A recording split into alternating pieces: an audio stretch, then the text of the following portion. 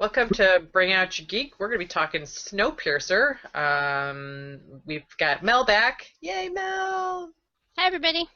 I'm Mel. And Kelly. Hi, everybody. I'm not Mel.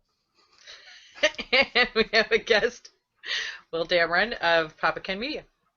Hello, everybody. I am neither Kelly nor Mel. And that's a good thing.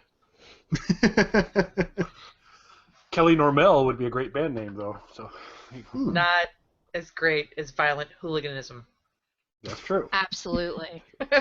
Just my favorite line from this movie. Okay. Oh. Okay, so will you please do us the honors of reading the synopsis out of IMDb real quick? Absolutely. Snowpiercer of 2013. Set in a future where a failed climate change experiment kills all life on the planet except for a lucky few who boarded the Snowpiercer, a train that travels around the globe where a class system emerges. End scene.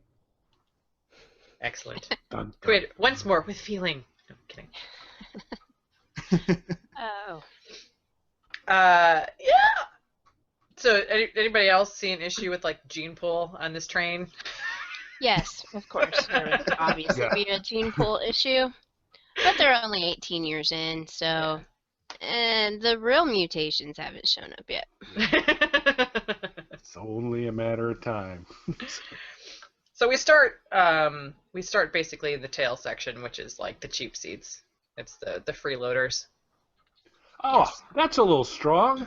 That's what she calls them. Well, She calls them- so that's the Tilda side you're Swinton, picking. whose So that's the character's side name you're is- picking. Okay, fine. Yeah, Tilda Swinton, whose character's name is Mason, who's like, and I love Tilda Swinton. Like going back to Orlando, she gets on my nerves so bad in this movie.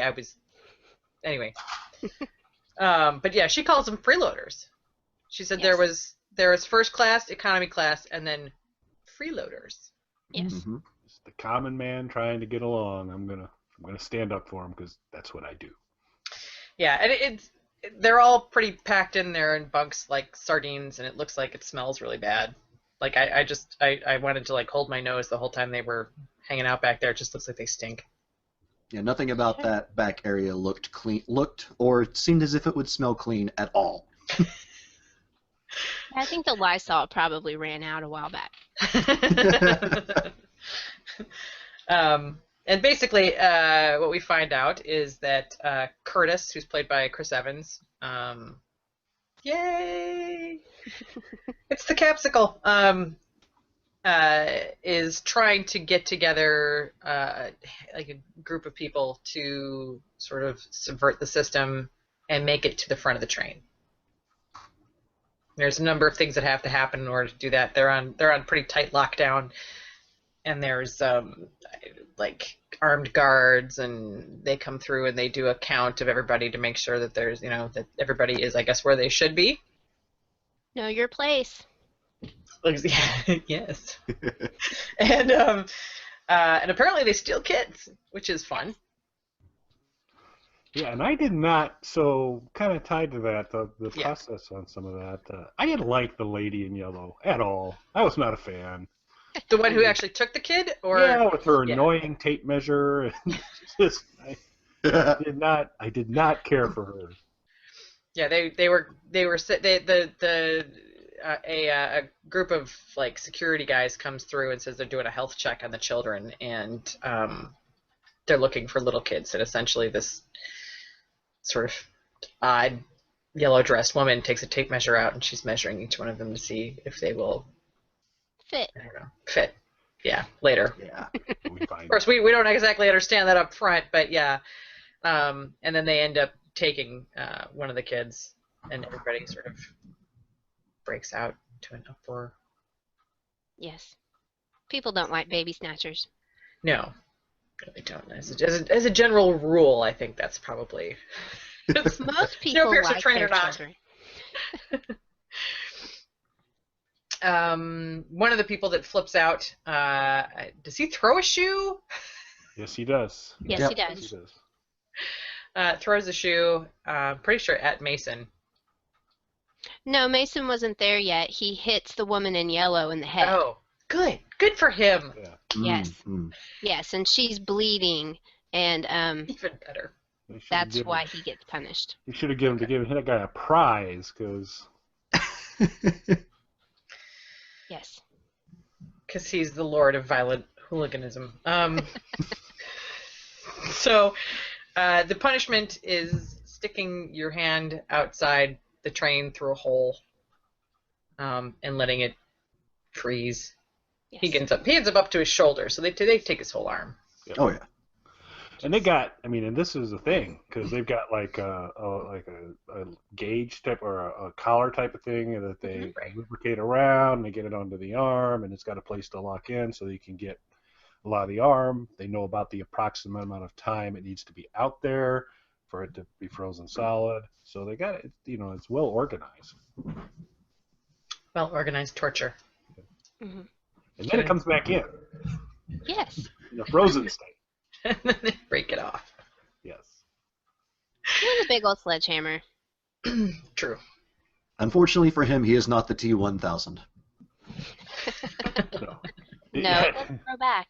And there, and that's when you start to pick up. There's a number of appendage short people in the back. Yeah, this is when we get a good look at John Hurt as well. And his character is Gilliam. And Gilliam is missing both a leg and an arm. Yes. Because he's awesome. Because he is awesome. Or is he? What's left? What's Dun, left dun, of him? dun. Yeah. And the other thing was, so I know that most of the crew, so I'm probably in the minority here. You're a big Tilda Swinton fan, so I like the actress. Obviously didn't like the character much. She put a shoe on the poor guy that's about to go down an arm. She takes the shoe that he threw and put it on his head. Seems a little unnecessary. Yeah, she has a whole discussion about where the shoe belongs and where these people belong. She gives a really peculiar speech with hand movements while she's talking, Yes. and I'm like, what is she doing? She does it like 3 times two or three times. Vaguely pornographic hand movements. It is. It's very strange. Yes. Yes. Okay, Something good. to So, wonder about. so I'm not the only one that thought that. 'Cause No. I'm like, what is she doing? Yes, that was quite odd. Okay. They were very specific hand movements, and she repeated them, and it was just sort of off-putting and a little, like, nauseating. Yes, they're very ritualized. It's obviously a ritual gesture of some sort, but it is rather pornographic, if you ask me. Yeah, and they weren't about to explain any of that either. No. So, yeah. Adds to the mystery. Yeah, I will argue that vaguely pornographic hand movements is a pretty good band name as well. So if we're working through the movie. I'm going to write that one down. and she talks about how, like, the people in first class are basically like the hat, and these people are the shoes, and they need to be the shoes and know their place, and understand that the holy, sacred engine is where the people with the hats are, and then they're in the bum. Yes. Which is where the shoes are, apparently. She sort of mixes metaphors a little bit. She gets a little confused there. Poor shoe placement. Yeah, and while this guy is freezing his arm off, she puts the shoe on his head while he talks. It's she's a peach. So this guy loses his arm, poor guy. We also get a glimpse of what these people are being fed, which are these like black Jello bars. They call protein bars. Yeah. They're jiggly. They are jiggly. If they would just put them in fun shapes, I think that they would really like them more. If they just, took a little bit of time to mold them into cute little shapes, it would be fine. Shoes. I bought a Jello mold just the other day. There you go. How hard would that have been? No. Just one extra step, people. If you have to eat black Jello, you might as well have it in a fun shape. That's right. And there's messages that come into some of the protein bars as well. So Curtis is always on the lookout for those. And I have to say, I have to put in a mention here. Edgar, Jamie Bell, love him. Yes. Love him. Yes. Love him and his accent. Could listen to that man read like stereo instructions. I just turn the button on. Okay. Yeah, he's in here, and he's fun too, and he's sort of like Curtis's right-hand man. Anyway, they go trolling for a bar with a message in it and find it. That's the kid that gets taken, and then they go looking for drugs because they need to bribe somebody who's a drug addict to help them open up this like succession of doors all the way through the train if they're ever going to get up to the front. Right. So they have to go to a prisoner section to break this guy out, and then they have to give him whatever he's addicted to, which is called Kronos. And apparently the prisoner section is between the bad living quarters and the kitchen. Yeah? It was tail section, prison section, quarantine section. Somewhere's the very unpleasant kitchen. Yeah. I think it was after the kitchen. Didn't they hit the kitchen first? Yeah, I think so. Because that's what. So they set up a system of like barrels, which apparently people have been sleeping in order to make sure that the doors can't close again and they can continue to funnel people through the doors. And the first place they stop is where the protein bars are made. And then we find out what the protein bars are made from. Yeah. Delicious. La cucaracha. Yeah. And lots of them. And probably a little bit of Chris Evans' vomit, based on the look on his face. Possibly. I did think it was a nice touch when he told the guy who keeps drawing all of the pictures not to draw a picture of that. Because the rest of them didn't need to know what it was they were down there hoarding. What they were eating. Yeah. Gelatin cockroach bars. Which is a cool thing too. Mentioning the photographer, if you will, of the back section is a gentleman who just kind of sketches on scraps of paper, and so it's like the world's slowest Polaroid as he kind of rapidly goes through and does that. But he's capturing all kinds of moments. Yep, he's pretty cool. I liked his character. Mm-hmm. Yep. Same here. So they break out this guy. What is his name? Nam. They call it Nam. Isn't it Namgung? I'm gonna stick with Nam. Nam. They call him Nam. I'm gonna call him Druggy Guy. They break him out, and is it his daughter? Yes, that's his daughter. And his daughter Yona,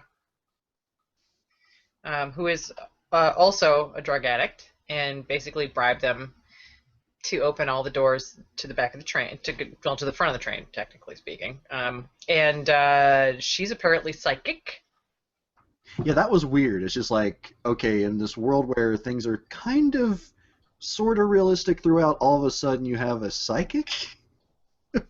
What? Yeah, I tried to see if they were trying to imply that perhaps all the chronal use was part of what contributed to that. You know, there's a lot of things in this movie they just don't explain, which I kind of like about it. But true. I kind of thought maybe they were trying to imply that perhaps all that chronal use, because she would always ask for the chronal, sniff it, and then she would know what was behind the door. Except when the bad stuff happens. Well, she does tell him the one time not to open the door. Yes. So we find out now, I guess, that Curtis has lived for 17 years in the tail section, 17 years on Earth, and then 17 years in the tail section. Okay, so we went through jelly bars, and I have to say, Edgar is my favorite. I have to say it again. He's my favorite, and one of the reasons he's my favorite is because he does this little, like, foul-mouthed speech at Nam when he's not opening the door, and it just doesn't even seem like he's acting at all. Yeah, no, it didn't. Do I need to get you a glass of water to move this along? Could you hurry it up? We're all sitting here waiting, and he's dropping F-bombs and S-bombs, and he's just all kinds of foul-mouthed, and I was giggling my butt off. It was hilarious. Yes. And it just seemed like he was just being himself and maybe super impatient and not even really, reading a script at all. Yep. he gets all snarky and sarcastic, and so they open a door and it's great, and then they open another door, and as they're opening it up, Jonas says, "Don't do that," and it's too late, and the door opens, and it's a bunch of like hooded blind executioners from like medieval times. Yeah. they're wearing like snow masks with like no eyes, so they're just like a mouth and an axe. And an axe. Yeah. And then they murder a fish. Yeah, and I didn't know where the giant fish came from, but then they just sort of like bring the fish out, and I guess to show that the axes are real, and kill the fish in front of. I've read that some people said that it was supposed to be because the fish was poisonous, and this was meaning they were dipping their axes in the blood to spread the poison onto their axes. I saw that online. I did not get that. I just thought they were murdering a fish. But a possible explanation for that I have seen online is some people were saying that it was poison. I've seen another explanation for it, actually, and it's that basically it was to intimidate them in the sense that it's like, we're going to kill you. We're taking food here, like, a very special resource on the train. It's just like, oh, we ruined it. Now we're going to kill you. Yeah, that's where I would go with the scary. Of course, I did mean to look up and make sure that they didn't actually murder a fish on set. Well, maybe they made it lunch. Maybe it wasn't really murder. Maybe it was just prepared for sushi. Might have to call PETA. Murder fish on movie sets. I don't know. What about the thousands of Jellos that gave their life to be protein bars, Mel? You don't worry about that all at all? All those cockroaches, all right? Yeah, huh? What about those? Those were CGI'd. Vitamix blender. Those were totally CGI'd cockroaches. But I did think about this. I did. When I watched the movie. Like you do. When I watched it the second time, I did think, I went, being a vegetarian, those protein bars would probably be the only thing that I would be able to eat on that train. So I did give some thought to that. I think about the post-apocalyptic world a lot, y'all. It haunts me. So, so a big fight breaks out, yeah? Yeah. And I gotta say, the Capsicle can swing a mean axe for a guy that's been hanging out in a tail section for 17 years doing nothing. Yeah. He's brutal. Yep. It was a very brutal fight. And then they stop everything. Holiday. They stop this, and this, I have to say, kind of like, what? They stop the fight, and they're going over a specific bridge, which is, I guess, what they do every year. They come across the bridge at the same time, so that's their New Year's. Yeah, it takes the train an entire year to go around the world, and this is where they say New Year's, and Edgar says, I hate getting a year older, so this is how everybody basically has the same birthday. So, good guys, bad guys, they're all like, Happy New Year! Let's get back to fight. Yes. So I just don't think that works. I don't think it works. I just think it's quite a coincidence that the speed of the train and the length of the track, and that it's actually, it's a new year to me. They have redefined what a year is, because that's not 365 days. I almost can bet. Well, if you look at when they're in the preschool room, you see where the train tracks go. It's not a straight line around like the equator or anything. I mean, it's all crazy scribbly. And they had little flags marking what dates they hit what landmarks and whatnot. But yeah, Kelly, it just goes along with the suspension of disbelief you have to give. Yep. That there is a train track that circumnavigates the globe. Yeah, okay, so which is impossible in and of itself. So it's driven by perpetual motion. I let that little fact go because I love this movie. I let the fact that a train track circles the globe, I let it go. Okay, fair enough.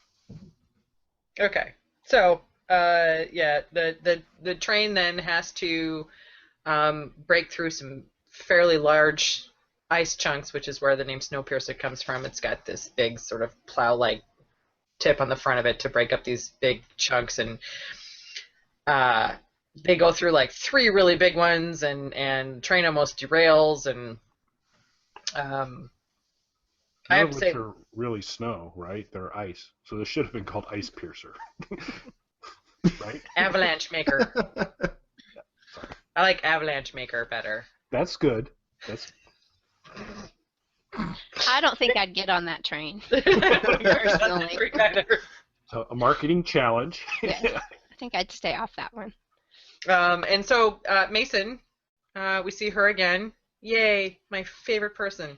And this is where she talks about the sacred engine and how what is his name? Wilford, who is the guy that created the sacred engine.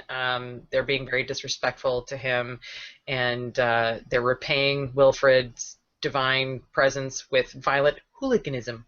I said Yes. without. The first time I said it, I could not get the word hooliganism out of my mouth. It was really difficult. And the train approaches a bridge. All of the medieval axe murderers put on a night vision goggle, and I have to say, I loved Yona's translation for what her father tells them, which isn't something we can repeat on this family-friendly show. Yeah, there were a lot of. Yeah, but they had been because they were doing well in the whole battle. They had the surprising upset. They had actually begun to because I think by this point they realized that the guns didn't have. I don't think they had guns at that point, but they were doing really well. But then they came to the dark spot, and that's when. Well, if you were informed, have things were about to go bad. Brief talk about the guns in the beginning. One of the guards points a gun at somebody in the tail section of Mason, says, "Put that useless thing away," or "Put that useless thing down." And Chris Evans' character decides that basically that means that there's no bullets in the gun, so it's time for them to have their little revolt because they can't be killed with bullets. Not understanding, of course, that there's medieval men with giant axes ready to kill fish in front of them. Right. Never trust a fish murderer, y'all. No. You can't make bullets out of cockroaches, right? So. Well, maybe Jello bullets. There's which probably wouldn't hurt. They'd be able to snack while you're attacking. Like You'd be like, ew, ew, ew. You're shooting gummy bears at me. See, if they would put them into gummy bear shapes, people wouldn't have a problem eating them. There you go. So there's some type of I don't understand, some type of preparation for this type of scenario, because someone yells, "Get the torch," or something to that effect, and a dude, a very lanky, sort of super buff dude, takes a torch like an Olympic runner and carries it all the way up to where the fighting is, where Edgar grabs it and beats someone with it. Attaboy.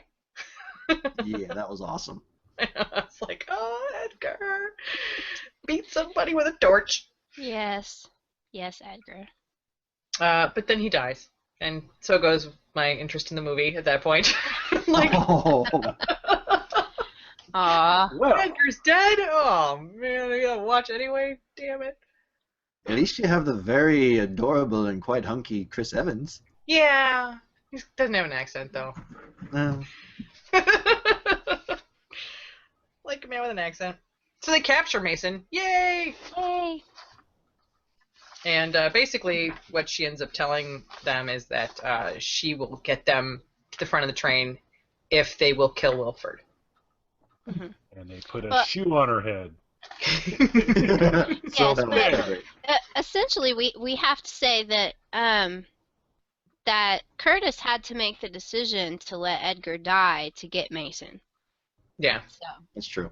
it was a very hard decision for him, but he had to do for the greater good, and he let his friend die so that he could. Fault.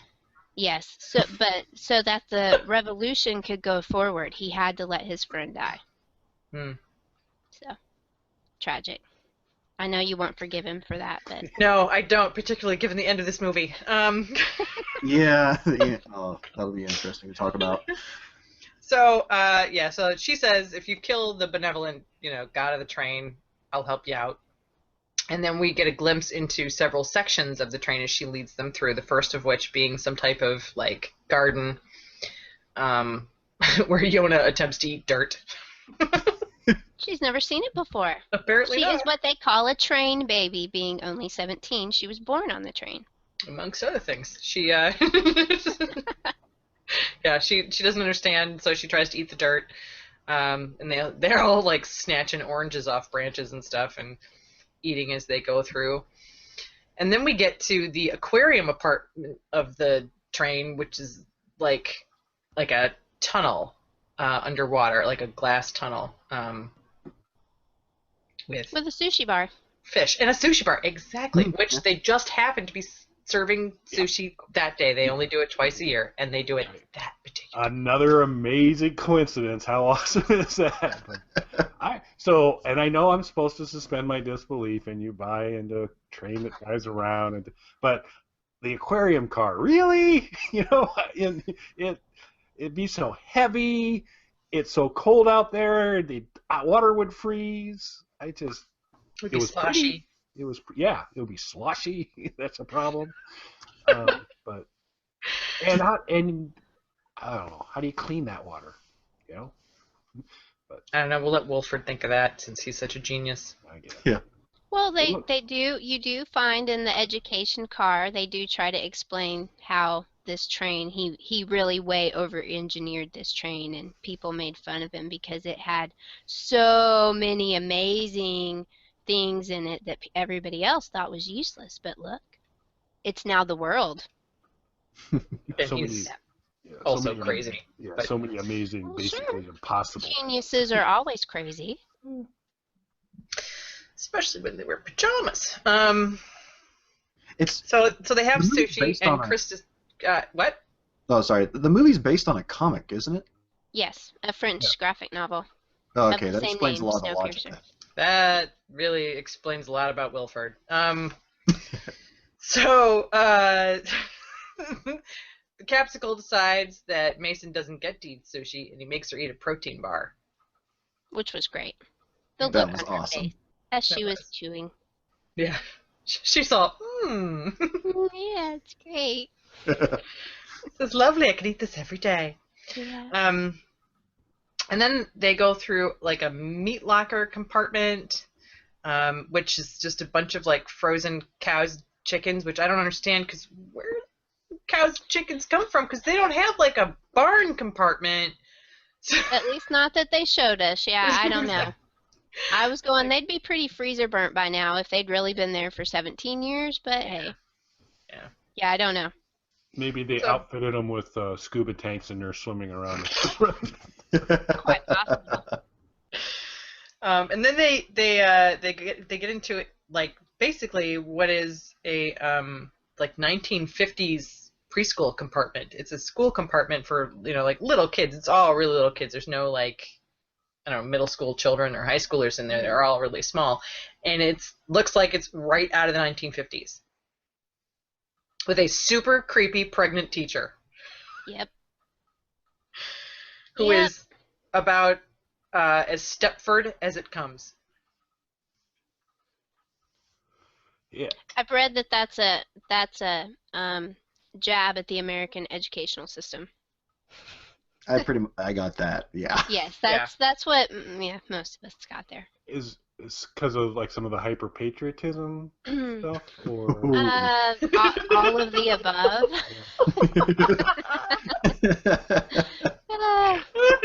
The indoctrination. Yeah. Okay. And whatnot.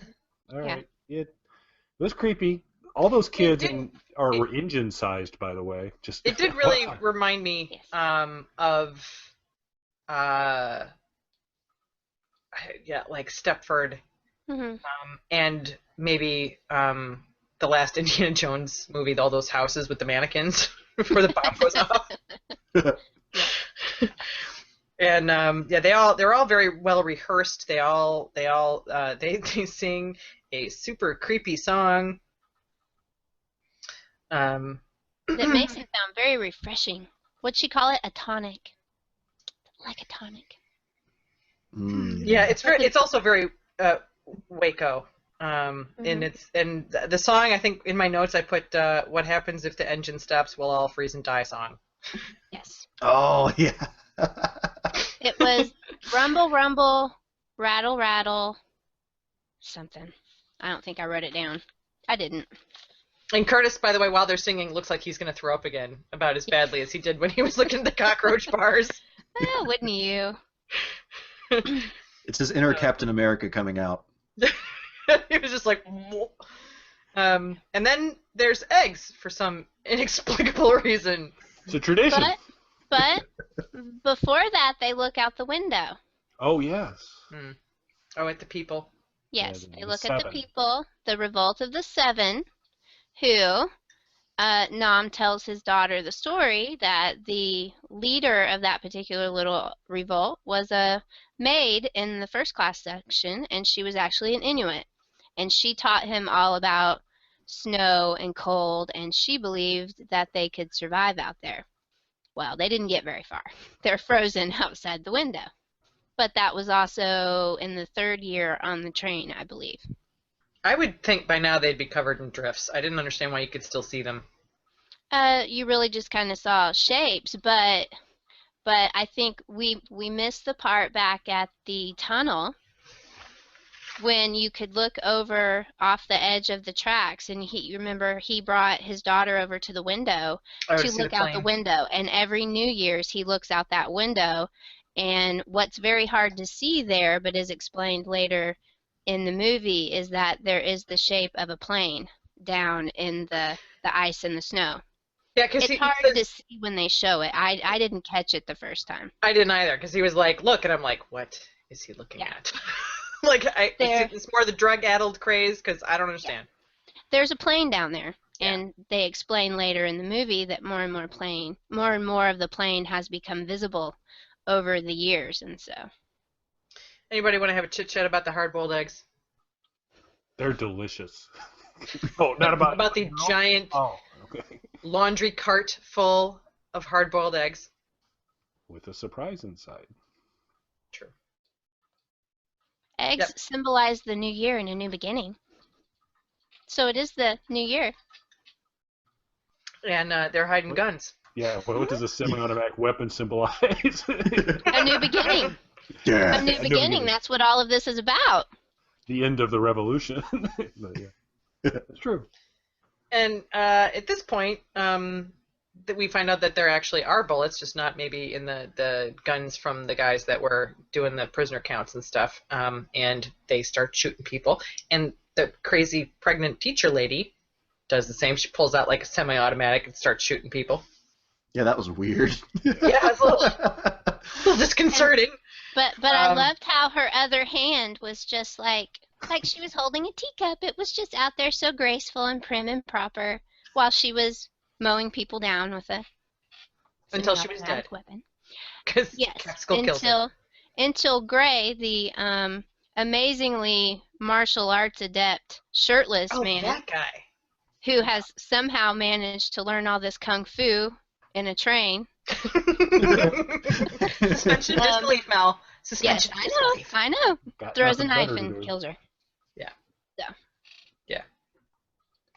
And this is where this peculiar guy kind of steps in, who's like an assassin, and I don't really understand sort of where he came from exactly, but he kills Gilliam on camera so that Capsule can see, and then Capsule in return kills Mason. Yay! Yay!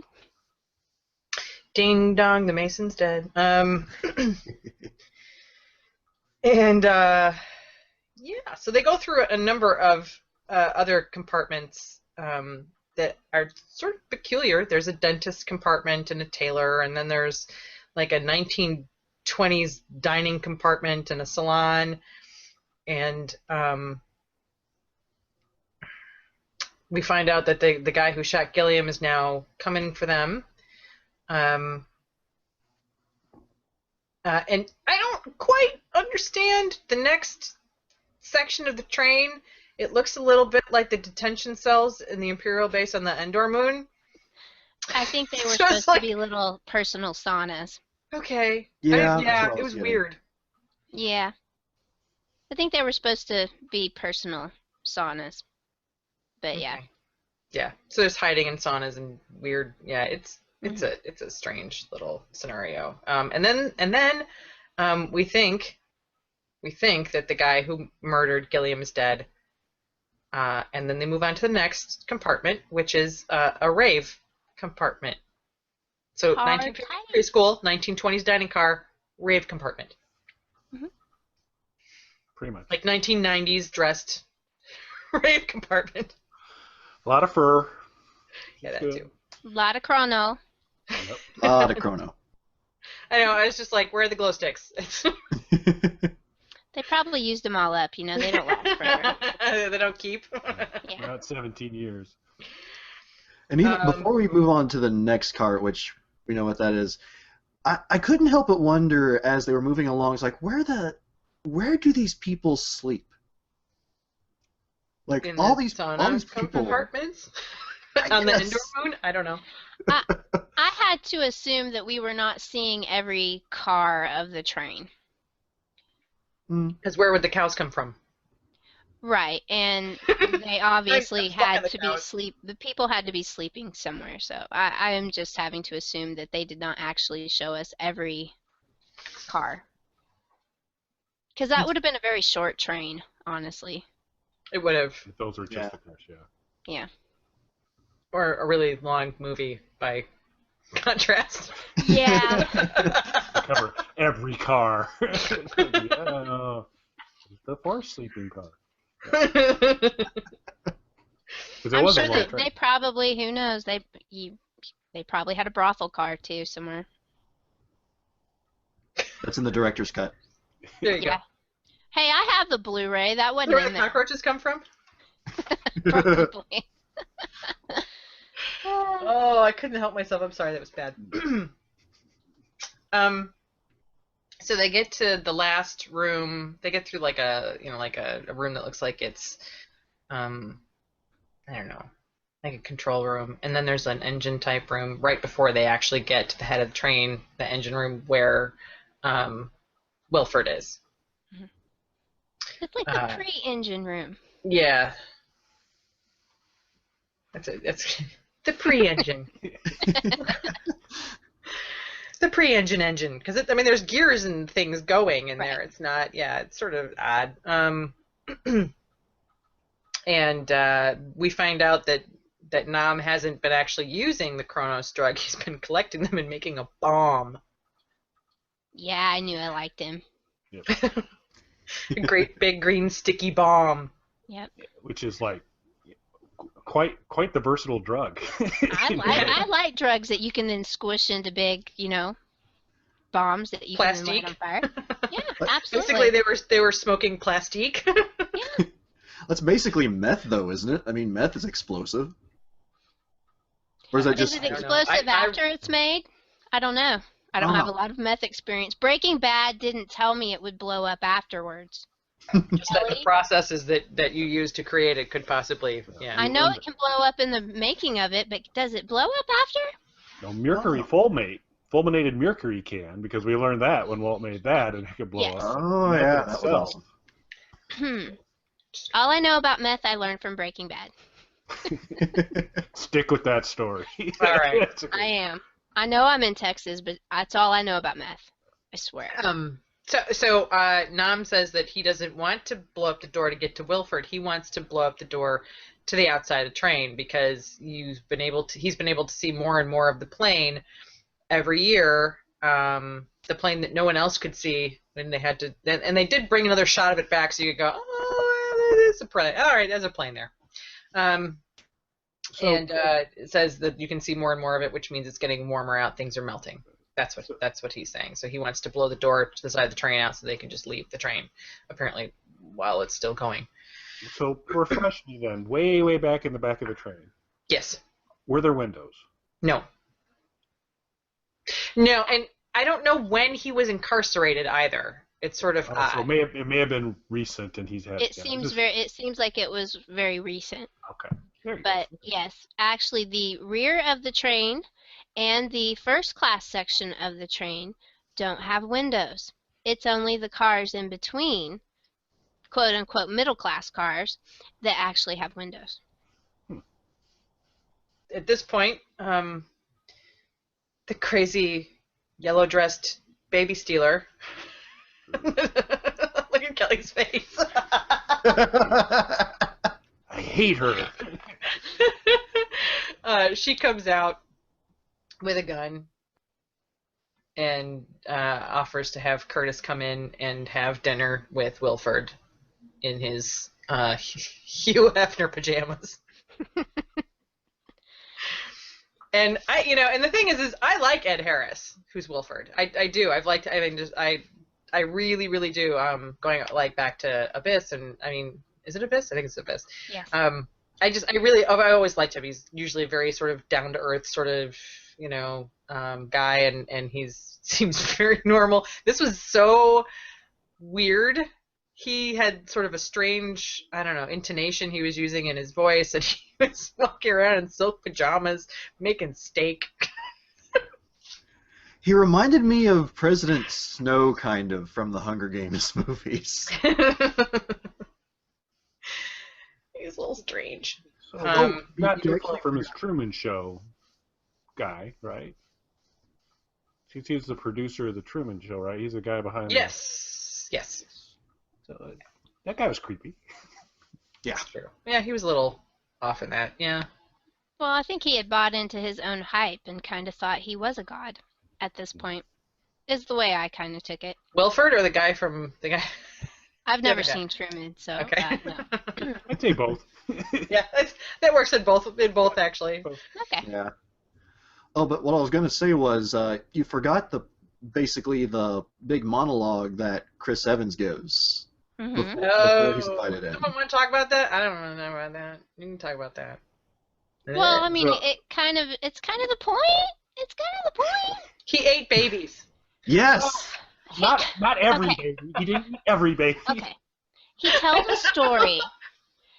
He tells a story about what life was like back in the freeloader section when they got taken on. And essentially, the soldiers came and took all of their belongings away, all of the food, all of the water, and left them back there for months with nothing. And so they started to eat the weak. And he gives this speech about how the one thing he hates the most about himself is that he knows what people taste like. And he knows that babies taste best. That was such a Yes. Captain America, you're killing me. Yes. So then he tells a story about a group of men with knives who attacked a woman with a baby and killed her and took the baby, and they were going to kill and eat it. And an old man came up and asked for the knife. And they think the old man's going to kill the baby, and so they're like, oh, hey, here you go. And instead, the old man cuts his own arm off and offers it up to them for them to eat instead of the baby. And that man was Gilliam, and the baby was Edgar. And the man with the knife who killed the woman was Capsicle, was Curtis. So that's kind of the point. You find that someone who's trying to do good has done very bad. And then we're going to find out someone else who we thought was good who has done some bad. Yes. And I think, and in this monologue, is this where he also, or in a couple times before, he alluded to, he was never strong enough to give up. That there was, I guess, maybe a comparable situation. So other people followed the example of the old man. Other people did. But he couldn't. And he had that conversation with Gilliam back in the resting after the massacre. And he didn't feel that he was worthy to lead the revolt because he was unable to make the same sacrifice. They show a scar on his arm where he tried to cut his arm off. He wanted to, but he just couldn't do it. And so he didn't feel that he was worthy enough to lead these people. Downer. So Jeans, will you title this episode "Babies Taste Best" or not? It's very highly likely. So Wilford sits down with Curtis, and they have a discussion, and sort of odd because, I mean, none of us like the woman in the yellow dress who's now wearing some kind of bizarre robe. Mm-hmm. But he just like offhandedly refers to her as a whore. It's just like, yeah, this whore here to bring you things. I'm like, oh my god. Good for him. Captain America, you can't say whore. An excellent judge of character. Yes. Anyway. That actress, by the way, is apparently an award-winning Dutch actress. Rock on. I'll never watch one of her shows. She's a baby stealer. Yeah. Anyway. And he basically says, Gilliam was working with me this whole time, and anytime that there's been a revolt, it's been because we've ordained it that way.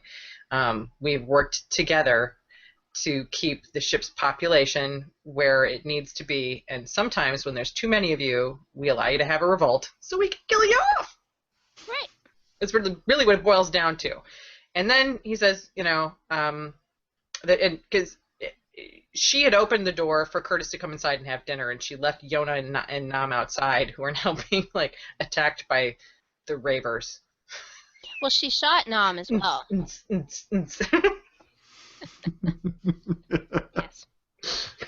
I'm sorry, I couldn't help myself. Yes. So they're left outside, and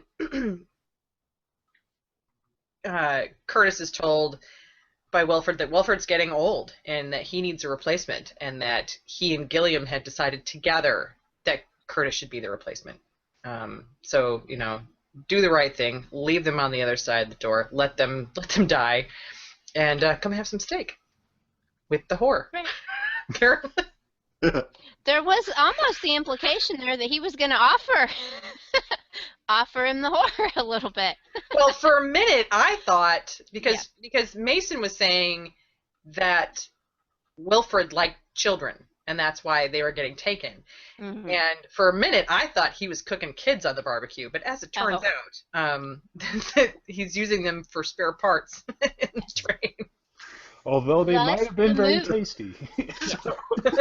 Thus the vaguely pornographic movement. So, yeah, when parts wear out, they have no place to get new ones, so they have children, like moving gears and stuff. Yeah, they're scooping out waste products, grease, basically, is what that movement is. Okay. That's weird. Yeah, that's what you didn't get a good look at what they were doing. No, I couldn't tell, but it looked like it's clearly kind of now part of the operation, but yeah, it's like he couldn't be a gear, right? Right. No, it's strange. Yeah, the movement that he's doing is the exact same movement that Mason did, and Wilford repeats it himself. And his explanations to Curtis. In his vaguely pornographic explanations to Curtis. But we also find at this point, Curtis ends up being sort of stronger than he thought, because he puts his hand down into the gears in order to try and free the child. So he may not have been able to feed his body parts to people, but he is able to make a sacrifice in order to save someone. Yes. Therefore, somewhat redeeming himself from eating babies. Before he dies. A horrible, fiery death. Oh my god. So yeah, and I really, that was the other thing too, that how did Capsicle even know there was a child under the floorboard? Because Yona, while her father was fighting off the ravers and the supposedly dead guy who pulled the knife out and came back after them, right. he had her put the chronol on the door, and she needed the matches from Curtis, because Nam had given him the very last cigarette in existence to smoke during their story time. Which, by the way, was not a Marlboro Light, despite what they said earlier. It's a red. Okay. So she goes into the compartment. Actually, she pops the door with their special little security knowledge, and she gets in there, and her psychic ability hears the kid under the floor. Okay. And she's trying to break the tiles to get them up. Curtis was kind of on the brink of agreeing to all of this when she he sees her. Obviously, there's something under the floor, and they pop that tile up, and he sees little Timmy down there, and we're back on the good train. Yeah. He's gonna save him. So they blow up the door, which causes an avalanche, and the whole train gets derailed, and people die. Yay! Parts of the train drop off the tracks, off of a bridge. Mm-hmm. Everything gets derailed. Everything's on its side. And Yona and the little kid, Timmy, go outside and see a polar bear, which I would like to assume hunts them for food. And then kills them. Yeah. That's exactly what I thought after the movie was over. It's like, polar bears are not cute, cuddly things.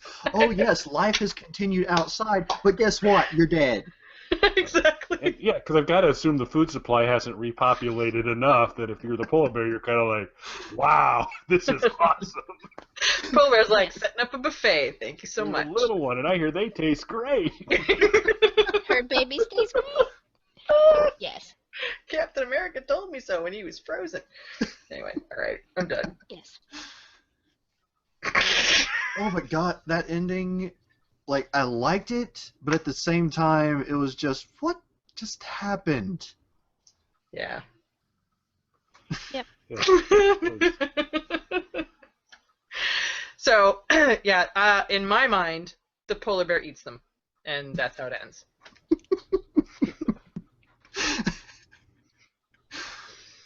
Possibly. So. Yeah, but Yona would have been able to turn to Timmy up, the bear's going to eat us, because, she knows. Maybe she can psychically bond to that bear. There you go. And then it will be their protector and will catch seals who have probably survived in the ocean. Who knows? I just wonder what happened to the fish. I hope they're okay. Do you all think any other, like, people survive? Because at the end, like, in addition to the polar bear, I was like, okay, so the only two humans left in existence are a little kid and a 17-year-old drug addict? Yeah. No. Human race isn't going to get very far. No. You never know.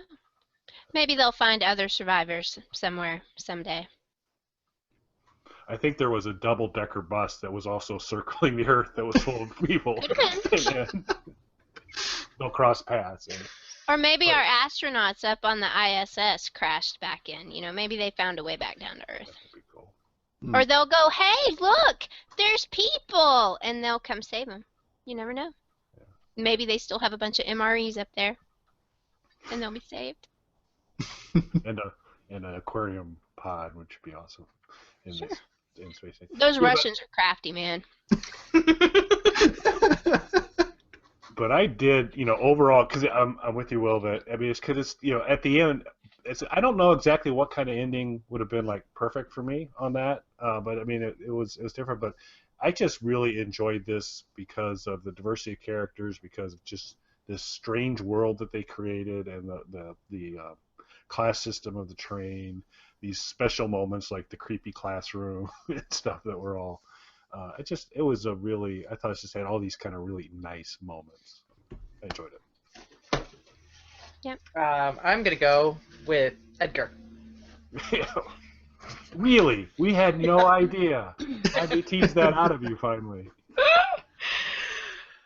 I like the way he pronounced his swear words. Yeah. That was charming.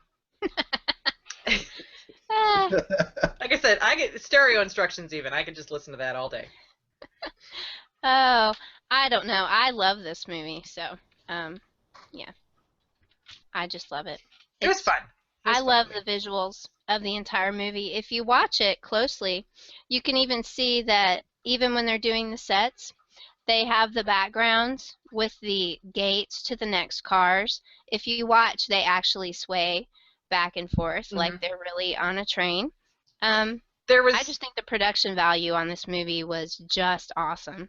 There was a scene while they were sort of like, it was Curtis and Edgar standing side by side, and they were doing this sort of thing on the, and it was they were on a gimbal or something because they were all sort of swaying and moving with the motion of a train. I thought they were filming on a train, which is possible, I suppose. Yeah. No, they did it all on stages, but they did a very good job of giving you the compressed feeling that you were in an enclosed train. Claustrophobic feeling. Yeah. A couple times and I was just like, yeah. Like, throughout I get the entire movie. So I loved it for the production value. And I mean, it had a phenomenal cast. The movie probably would not have been nearly as enjoyable. I can't imagine it without Chris Evans playing Curtis. Yeah, I love John Hurt, but I really don't know that. I can't think of anybody. I've tried to think of what other actor I think could have played Curtis's part as well, and I just can't come up with anybody. He did such a phenomenal job, and I'm not a Captain America fan. I really like this as a complete and total utter departure from Captain America. And because he was so dark, and it was so stark contrast to his character of Captain America, whom he's even said is good for the sake of being good. And I hate goody two shoes people. I know. I'm on the side of the villains most of the time. So yeah, I hear you on that. And I have a real hard time as a writer with writing heroes because if they're too squeaky clean, they make me just twitch. So so I like the fact that he was more of an anti-hero in this and not so squeaky clean. Mm-hmm. Yeah. I like this movie for basically all the reasons you all just mentioned. It has some weird, messed up logic, but I loved it. Yeah. That's kind of how I feel about it. It's a good, the whole movie is just a big metaphor for humanity, how we're all, even when we're trying to be good people, we all do terrible things, but that doesn't mean that you can't be a good person despite it. It's just, I just love it it's a perfect metaphor for the gross abilities of humanity. Here we have this train that's supposed to save people, and what do we do with it? We've turned it into such a rigid class structure, and we're just flat out murdering the people that we don't value, the people that we have decreed, you didn't pay for a ticket, so we can just slaughter you whenever we want to, but no villain wants to believe that they're the villain, and so let's manipulate them into staging a revolt so that we have a reason that helps us sleep at night to kill them. But we need to reduce them by 74%. So whatever they do, we're going to kill 74% of them, even if only 3 of them revolt. So it's very dark. So I just love this movie. I love it so much. That's all I have to say about it. Any other final comments? I guess the only thing I'll tack in, and it was what I kind of talked a little bit earlier, that it's just chocked full of all these kind of special, quirky little moments, and it's not like a kitchen sink approach where it's just throwing everything at it, because like we didn't talk about it here at all, but they've got like this translating device that's involved with how they peep, and so there's just you kind of see these things and they go away, and it's fine because it's just they all kind of build.